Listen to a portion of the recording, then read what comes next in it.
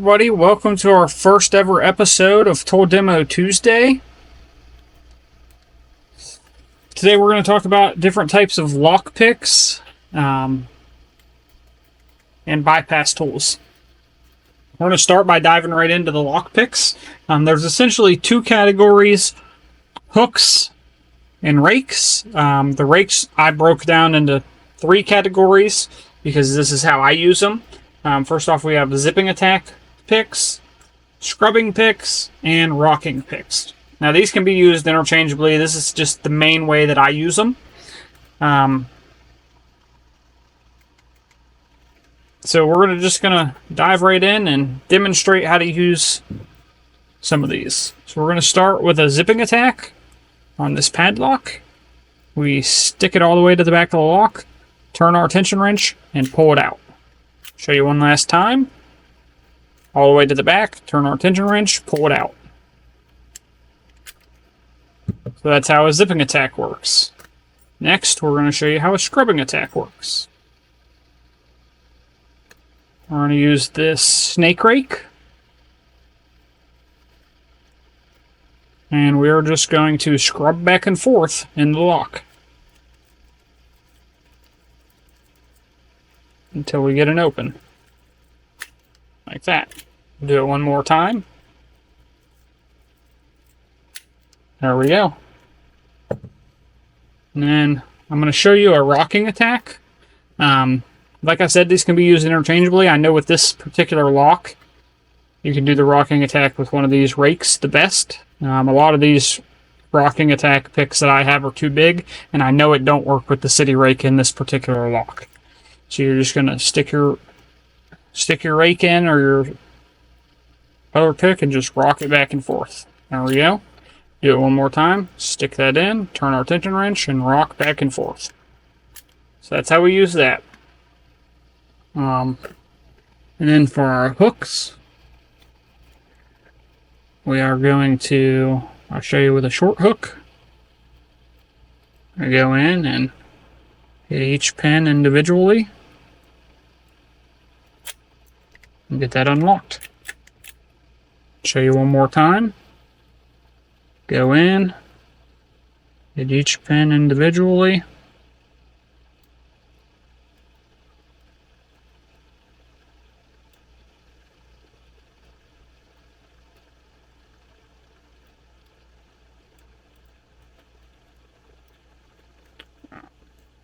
Start that over.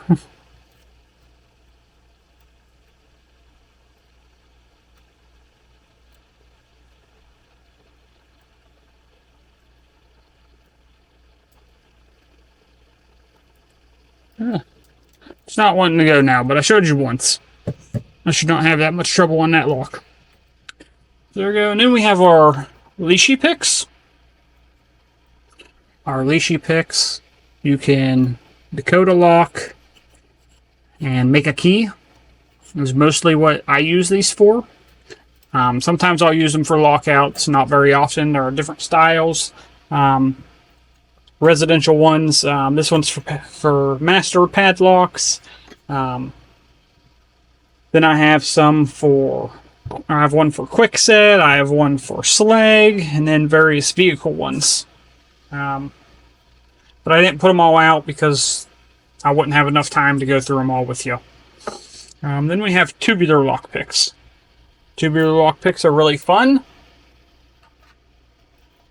I use them mostly to open cheap Chinese safes and gun safes, small gun safes. You just kind of stick it in, rock it back and forth. And it doesn't always go like this, mostly because I think my bands are wearing out and they're not holding everything as tight as it should be.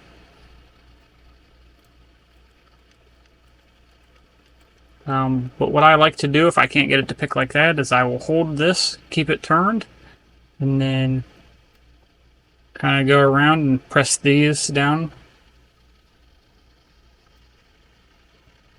None of them are going down. I'm holding a little bit too much tension. So I back the tension off a little bit.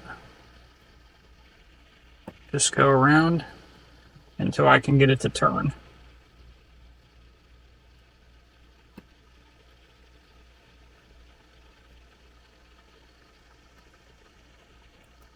There it is.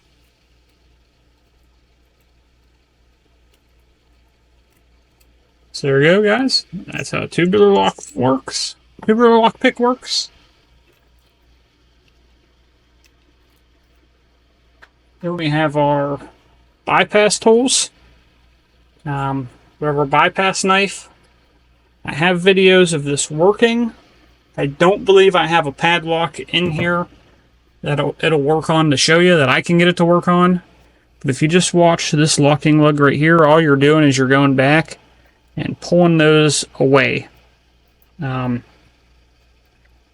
can't, for some reason, get to the other locking lug in this lock for some reason. I've tried. I don't know why I can't grab that other one. But all you're doing is reaching up in there and pulling those away. If you have a cheap lock, sometimes they only have it on one side, and all you got to do is pop it on the one side. I have videos on this if you want to go check those out. Just look up New House Locking Key Bypass Knife, and it'll show you. Or scroll through my shorts, you'll find it. Adam's Rate bypass is used for going in Adam's Rate with the spring latch. I just recently did a video on this if you want to check that out.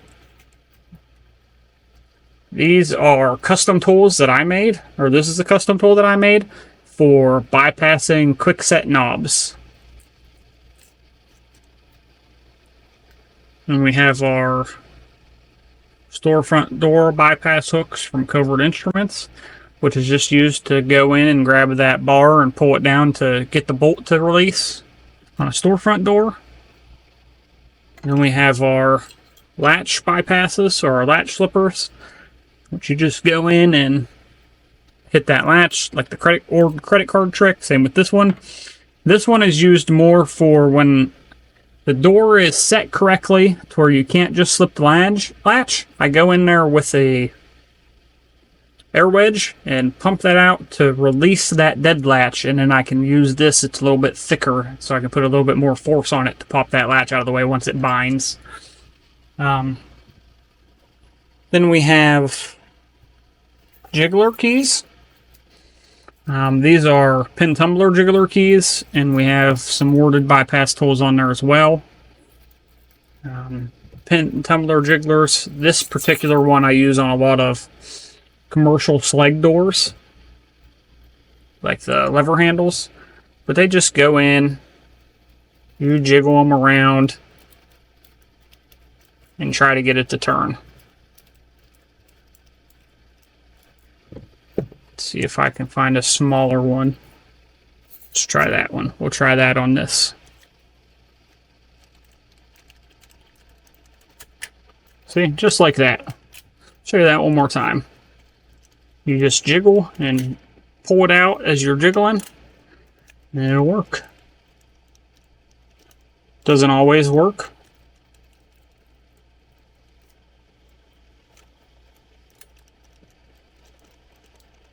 As you see here, I just did it twice in a row, and now it's not working again.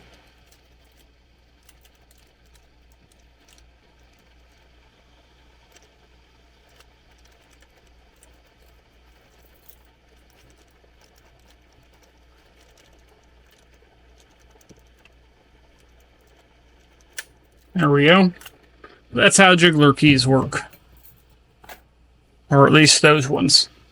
These ones are meant for wafer locks and older vehicles. They work really well for those. Those are also jiggler keys. Then we have our bump keys. Go ahead and show you how those work. You just kind of stick it in there, and if you get it to go right, it'll turn. Doesn't always work.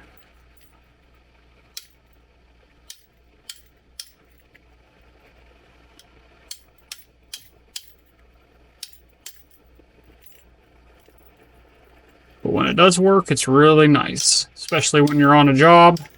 You don't have that much time. You're running behind already. These can be a lifesaver. Other than that, tension wrenches. Various different styles. Get yourself some of every style if you can. This one is for tubular locks. Kind of show you how it works. I'm not going to go through and actually pick this lock with it though. It just kind of goes there like this. And you're going to tension your lock with it. This one does not want to catch.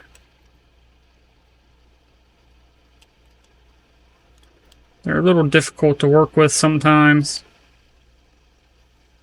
But if you get them, then you just grab yourself a short hook and you're going to single pin pick this. That's how you use that though. But these are my main lock picks. I do have some specialty ones, just like fun ones. Like I have the Sparrows, or not the Sparrows, the Covert Instruments, Covert Companion. I do have a different case on mine than everybody else will have. It's because I had an old, oh, looks like I might have to switch. It cracked on me. This was an old key stacks. We'll try to fix that. I think I got some epoxy somewhere. Then we have like the Sparrows mace set in this little case. And this detainer locks. I have about 4 different bypass knives now.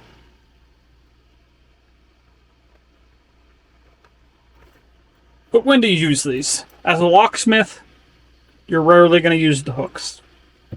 You're going to use rakes, leashes, and your bypass tools. I hardly ever use dimple picks or the disc detainer pick. Matter of fact, I have never once in my area needed to use dimple picks or the disc detainer pick to open a lock. I have had to use the tubular lock pick though. Other than that, if you have any questions, please comment below. I'll answer them if I can. If I missed anything, let me know. We'll go over that in a separate video. Short of that, I'll see you guys next Tuesday.